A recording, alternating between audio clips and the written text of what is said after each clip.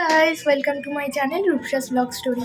তো আজকে আমাদের লাস্ট দিন, আর আজকে আমরা কোথায় যাচ্ছি ঘুরতে তোমাদের সাথে অবশ্যই শেয়ার করব। গাইস আজকে লাস্ট দিনের লাস্ট লুক শেয়ার করছি, তোমাদের কেমন লাগছে অবশ্যই কমেন্টে জানিও। আজকে একটু শরীরটা খারাপ ছিল তাই বেশি কিছু সাজগোজ করতে পারিনি। তো গাইস চলো বেরানোই যাক। আজকে একটু ওয়েদারটা মেঘলা মেঘলা ছিল তাই একটু দেরিতেই বেরালাম, আর শরীরটাও খারাপ যেমনটা বললাম তোমাদের। তো আজকে যাচ্ছি ওল্ড দীঘায় বিশ্ব বাংলা পার্কের দিকে। তো জার্নিটা খুব সুন্দর ছিল, যেমন তোমাদের বললাম মেঘলা মেঘলা ঠান্ডা ঠান্ডা হাওয়া দিচ্ছে। তো চলে এসেছি বিশ্ব বাংলা পার্কে। এখানেও বেশ ভালোই লাগছিলো, কি সুন্দর হাওয়া দিচ্ছে ঠান্ডা ঠান্ডা, তার সাথে মেঘলা ওয়েদারে সমুদ্রের ঢেউগুলো আসছে এগিয়ে এগিয়ে, খুব সুন্দর লাগছিলো দেখতে। তো বেশ এনজয় করেছি লাস্ট দিনে। তোমরা কারা কারা এখানে এসছো ঘুরতে অবশ্যই কিন্তু আমাকে কমেন্টে জানিও, অবশ্যই কিন্তু। তো গাইস আজকে হচ্ছে সমুদ্রের সাথে দেখা করার লাস্ট দিন। তো আজকে সমুদ্রের ঢেউগুলো মন ভরে উপভোগ করে নিতে চাই। তো ভালোই মজা করেছি লাস্ট দিনেও, যেমনটা তোমাদের বললাম। চলে গেছে, ডাকছি আসছে না, চুপ করো, আমি একটুও যাওয়ার সাহস করতেও পারছি না, যাইও না। তো চলো এবার বাড়ি ফেরার পালা। হ্যাঁ, মন খারাপ নিয়ে তো ফিরতেই হচ্ছে, আবার কবে দেখা হবে সমুদ্রের সাথে। তো কিন্তু ফিরতেই তো হবে, বাড়ি যেতে হবে। তো টাটা বাই বাই, আবার দেখা হবে। তো ওখান দিয়ে ফিরে আমরা লাঞ্চ করতে একটা হোটেলে চলে এসেছি। তো খাওয়া দাওয়া সেরে দিন আমরা একটু রেস্ট নিয়ে নেবো, কারণ লং জার্নি, তো সেই কারণে। বাইরে না ঝগড়া হচ্ছে খুব, ওই জন্য আওয়াজ আসতে পারে, তো এটা ইগনোর করো তোমরা।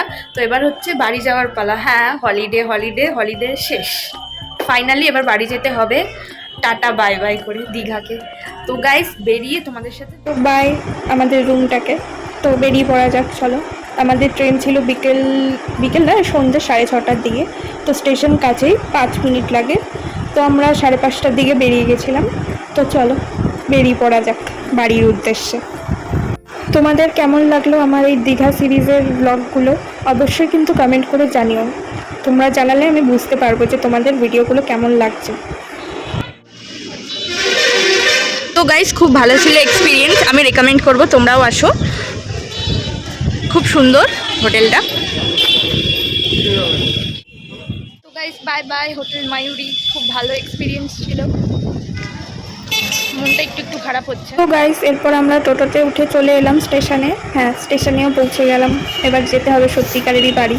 মন খারাপ তো আছেই, ছুটি ছুটি শেষ, ঘোরাফেরা শেষ, এবার বাড়ি, সেই ডেলি লাইফস্টাইল আবার। তো চলো আর কি করা যাবে। এখানে একটা নতুন জগন্নাথ মন্দির হচ্ছে, সেটাই তোমাদের সাথে শেয়ার করে দিলাম গাইস। এবার তোমরা বলো তা কার কার দীঘা ঘুরতে এসে ট্যান পড়ে। আমার তো বিশাল ট্যান পড়ে গেছে, জানি না কীভাবে রিমুভ করবো। তোমরা আমাকে কমেন্টে জানাও ট্যান রিমুভ করার ফর্মুলা কিছু। জেনারেলি এই টাইপের ভিড় হয় আমার জানাই ছিল না, বাপরে বাপ। ট্রেনটা তো দাঁড়াবে, তার আগেই তারা উঠে যাওয়ার চেষ্টা করছে, ভেরি ডেঞ্জারাস, কেউ এরকম অ্যাটেম্প্ট করো না। তো ফাইনালি আমরা উঠে পড়েছি আমাদের বগিতে, আমাদের রিজার্ভেশন ছিল আর কি। তো ট্রেনটা ছাড়তে 5 মিনিট মতো লেট করেছিল। তারপরে তো আরও গল্প আছে গাইজ, দেখতে থাকো জার্নিটা। তো জার্নিটা ছিল সন্ধ্যাবেলা, খুব সুন্দর জার্নি ছিল। তো এই যে ট্রেন ছেড়ে দিয়েছে, আমিও বেশ খুশি খুশি আনন্দে বাড়ি যাচ্ছি। তো পৌঁছে গেছি কোলাঘাট, এটা হচ্ছে কোলাঘাটের বিচটা। আলোতে বেশ সুন্দর লাগছিলো, এই যে দূরে আলোগুলো জ্বলছে হালকা হালকা। তো একটু তোমাদের সাথে ভিডিও করে শেয়ার করে দিলাম গাইস। কোলাঘাট চলে এসেছি, মানে প্রায় বাড়ি চলেই এসেছি। হ্যাঁ, এবার হচ্ছে বাড়ি যাওয়ার তাড়া লেগে পড়েছে। তো জার্নিটা তো খুব ভালোই ছিল আসার দিনের এই পর্যন্ত। হ্যাঁ, তারপরে কি হয় দেখার জন্য ব্লগটা দেখতে হবে কন্টিনিউ, বলে দিলে তো হয়েই গেল। তো গাইস মিডিলে আর ভিডিও করিনি, একটু ঘুমিয়ে পড়েছিলাম, ঘুম থেকে উঠে দেখলাম কোলাঘাট পৌঁছে গেছি সোজা। তো গাইস যাওয়ার দিন তো আমরা ঘুরতে যাই আনন্দে আনন্দে, মনে হয় তাড়াতাড়ি যেন সময়টা কেটে যাক আর যেন পৌঁছে যাই। আর বাড়ি যাওয়ার দিন লাগে তেমনই বোরিং, যেন সময়ই কাটতে চায় না আর কি। নিয়ে কাটালাম, ভীষণ বোরিং জার্নি ছিল। তো এখন সাঁতরাগাছি ক্রস করলো, দেখি কখন হাওড়া ঢুকে। ভীষণ টায়ার্ড লাগছে, আর ভালো লাগছে না। তো গাইস তোমরা দেখতে পাচ্ছ আমার বিধ্বস্ত মুখ।